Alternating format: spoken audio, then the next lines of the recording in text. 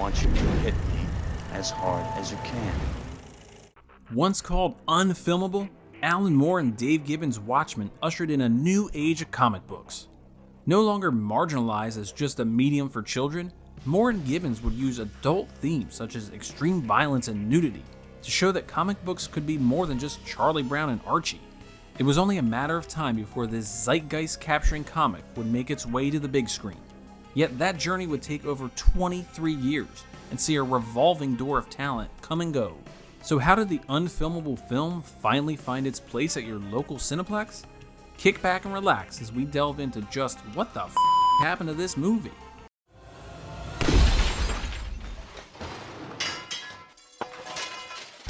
In 1985, writer Alan Moore and artist Dave Gibbons pitched an idea to DC Comics about an alternate universe where the existence of superheroes changed the course of history, such as the United States winning the Vietnam War and the Watergate scandal never being exposed, allowing President Richard Nixon to serve 5 consecutive terms. The original pitch was to use existing characters from the old Charlton comics that DC had recently acquired. The pitch included killing off the relatively unknown superhero Peacemaker, yes, that Peacemaker, the John Cena Peacemaker, as the catalyst for the story. DC managing editor Dick Giordano liked the idea, but didn't want to kill off or harm the reputation of one of their existing characters. Giordano convinced Moore to create all new superheroes for his story. Moore was originally reluctant to the idea, saying he felt using existing characters would help the reader have a deeper emotional connection to the material. Moore would get together with Dave Gibbons, who he had previously collaborated with, and the two would create several memorable characters for their magnum opus. Beginning in September 1986, Watchmen would release 12 single-issue books over the course of the next 11 months. The books were an immediate hit, with some hailing them as the Citizen Kane of comics. And in the years since, people have pointed back to this book as the true beginning of adult-themed comic books, with Time magazine naming it as one of the 100 greatest novels ever written. Of course, once you have a hit, Hollywood comes a-callin', and producer Lawrence Gordon, along with Joel Silver, snapped up those movie rights immediately, with 20th Century Fox on board to fund the film. After Alan Moore turned down the opportunity to write the script based on his own book, the duo would hire Sam Hamm, who would go on to redefine the superhero movie genre with his scripts for '89's Batman and '92's Batman Returns. Hamm said that he had a tough time adapting the behemoth books down to a manageable script length. He would turn his script into the studio in 1988, where it sat for 3 years until Fox put the film into turnaround, with Gordon and Silver bringing the script to the smaller Largo International Studios, who agreed to make the film with Fox still handling international distribution. Largo would go belly up 3 years later, and the film would sit in developmental hell, with 20th Century Fox being promised some sort of involvement when the film finally got made. Gordon and Silver would then move the project to Warner Brothers and bring on Monty Python member Terry Gilliam to direct, with Arnold Schwarzenegger eyed to star as Dr. Manhattan. After a new script was completed, Warner Brothers agreed to fund the film, but only for $25 million, which Gilliam balked at, saying that wasn't even a quarter of what they would need to make the film. Gilliam would end up leaving the project, coining the now infamous phrase, unfilmable. Joel Silver was such a fan of the version he was developing with Terry Gilliam that he left the project as well when that version fell apart. However, Lawrence Gordon continued on, more determined than ever to get this unfilmable film made. Thanks for watching JoBlo videos. If you enjoy our shows, please like and subscribe, and click the bell to be notified when new videos go live. Now, back to the show. With no major studio attached, Gordon would offer Gilliam a second bite of the apple to direct the film independently. But Gilliam said that a 2.5-hour movie seemed to take away the essence of what The Watchmen was all about, and that the material was best suited for a miniseries. In October 2001, Gordon, along with producer Lloyd Levin, would move the project to Universal Studios and bring on writer and Metal Gear Solid voice actor David Hayter to do a complete rewrite of the script as well as direct. Hayter's script would set the events of the story in modern times, but hew very closely to the book in terms of the tone. Even the overly critical Alan Moore says he read and enjoyed Hayter's script, but still didn't want a movie made of his book. Hayter would get as far as shooting some test footage of his script with actors Ian Glenn as Dan Dryberg and Ray Stevenson as Rorschach. Ultimately, Moore would get his wish, as Hayter, Gordon, and Levin would leave Universal over creative differences. After a failed attempt to get the project going at Revolution Studios, the producers would bring the project to Paramount Pictures, who agreed to finance the film, with Darren Aronofsky coming on board to direct the already completed David Hayter script. With the film taking what seemed like an eternity to actually get going, Aronofsky would leave the project to focus his attention on The Fountain. Paramount would then bring on director Paul Greengrass to direct, still using Hayter's script. With Greengrass on board, the project got as far as the casting stages, with Paddy Considine and Simon Pegg eyed for Rorschach. Joaquin Phoenix and Daniel Craig eyed Dan Dryberg, aka Night Owl 2, Hilary Swank as Laurie Jupiter, aka Silk Spectre 2, Sigourney Weaver as Sally Jupiter, with both Jude Law and Tom Cruise heavily lobbying for the role of Adrian Veidt, Ozymandias. By 2005, Paramount was seeing a regime change, with former CEO Donald DeLine leaving the studio. Incoming CEO Brad Grey started looking at the studio's high-profile films and finding ways to slash costs. That included putting Watchmen in turnaround due to the film's high budget. More determined than ever, producers Gordon and Levin would take the project back to Warner Brothers, who agreed to make the film. They would hire writer Alex C. to write a new draft of the script. C. says he used Hayter's script as a guideline, but would bring the setting back to the 1980s to more align with the source material. With the film firmly back at Warner Brothers, Tim Burton expressed interest in directing the film with Johnny Depp as the comedian. However, a deal never materialized, and the duo would shift their focus to making Sweeney Todd. And then along came Zack Snyder. Warner Brothers had been impressed with the footage they had seen from Snyder's adaptation of 300 and approached him to direct. Snyder was so excited that he hid a single frame of Rorschach in the Red Band trailer for 300 as a nod to his upcoming gig. With Snyder on board, Warner Brothers agreed to give Paramount international distribution rights along with 25% stake in the film in exchange for the $7 million they had already spent developing the film. Snyder drew inspiration from darker films such as Taxi Driver and Seven for the visual look of the film, as well as using the actual book for his storyboards, something he had also done on 300. However, for the film's big climax, which in the book features a giant squid terrorizing citizens, Snyder would bring in original artist and co-creator Dave Gibbons to draw up brand new storyboards for the more filmable ending.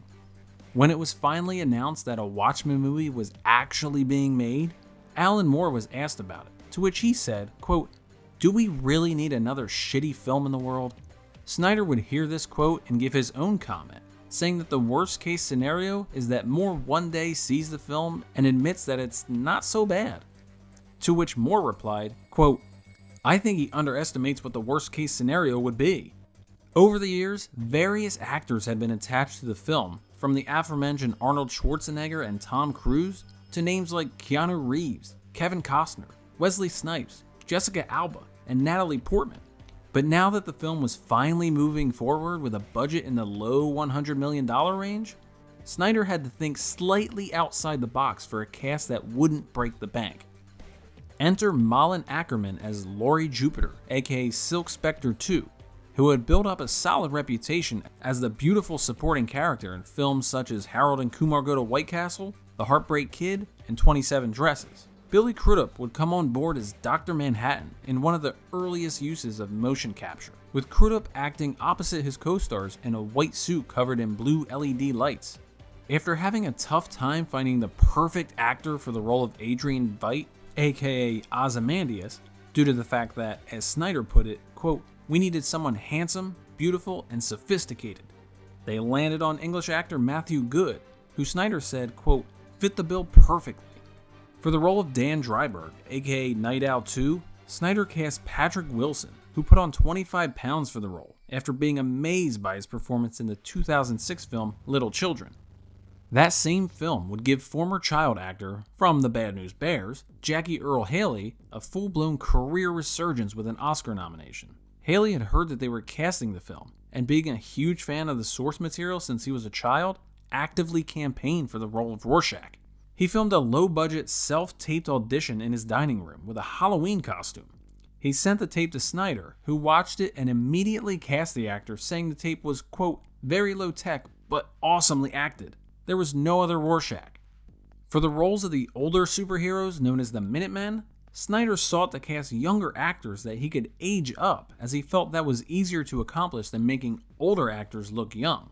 He cast Carla Gugino as Sally Jupiter, who was only 7 years older than daughter Laurie Jupiter actress Malin Ackerman.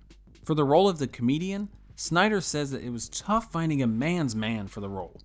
When Jeffrey Dean Morgan was sent the script by his agent, he read the first few pages and turned it down, saying he had no interest in having just a cameo in the film. His agent convinced him to read the rest of the script, which contains many more scenes involving the character told through flashback. When Morgan came in to read for the part, Snyder says he instantly knew Jeffrey was his comedian. After several false starts dating all the way back to 1986, Watchmen finally had its first frames in the can on September 17, 2007. Filming took place mostly in Vancouver, using a backlot to sub in for the New York City setting. The effects-heavy film featured over 1,100 visual effects shots. However, that was on the lower end, as Snyder tried to shoot as much as he could in camera as a way to give the world more realism. And even though the film is more serious in tone than most comic book films, the costume designer still had a bit of fun, poking fun of the Val Kilmer and George Clooney Batman suits with their design of Ozymandias' outfit, by adding nipples. Filming on Watchmen would go for 5 months, concluding on February 19, 2008. It was around this time that 20th Century Fox filed a lawsuit attempting to block the release of the film, as they say they were never compensated when producer Lawrence Gordon took the film to a different studio. It took nearly a year, but the two studios would reach an agreement where Fox was paid for the money that they had put into the film, as well as a percentage of the worldwide gross. In true Zack Snyder fashion, the original cut of the film ran over 3 hours long and featured Easter eggs galore for fans of the source material. The studio balked at the length and gave Snyder several suggestions of trims to be made, many of which were the very Easter eggs Snyder had deliberately put in.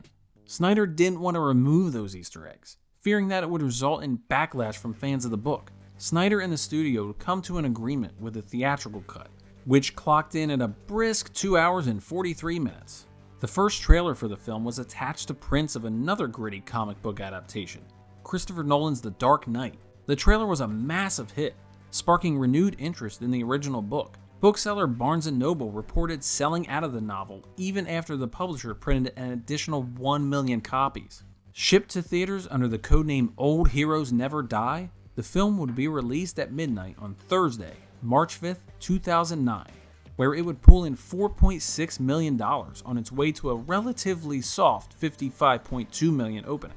However, it was the film's second weekend grosses that would sound the alarm bells for this decades-in-the-making film. Watchmen would only make $17.8 million its second weekend, resulting in a 67.7% drop from the previous week.